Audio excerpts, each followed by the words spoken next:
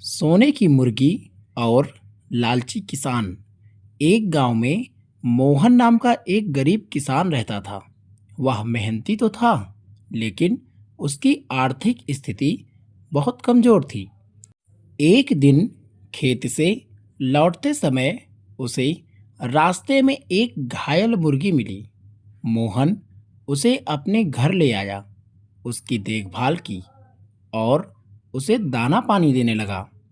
कुछ दिनों बाद एक सुबह जब मोहन मुर्गी के पास गया तो उसने देखा कि घोंसले में रखा अंडा सोने का है।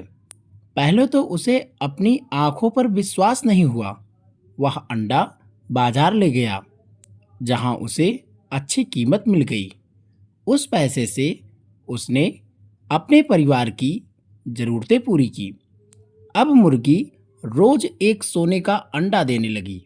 धीरे धीरे मोहन की गरीबी दूर होने लगी। उसके पास धन आने लगा और लोग उसकी किस्मत की चर्चा करने लगे। लेकिन कुछ समय बाद मोहन के मन में लालच आ गया। उसने सोचा, जब यह मुर्गी हर दिन एक सोने का अंडा देती है तो इसके पेट में न जाने कितना सोना होगा। यदि मैं इसे अभी काट दूं तो सारा सोना एक साथ मिल जाएगा और मैं तुरंत बहुत अमीर बन जाऊंगा।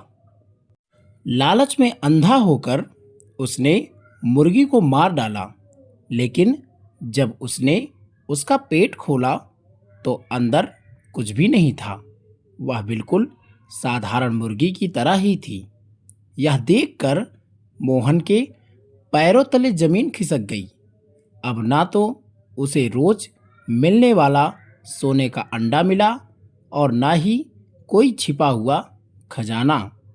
अपनी जल्दबाजी और लालच के कारण उसने अपनी सबसे बड़ी दौलत हमेशा के लिए खो दी।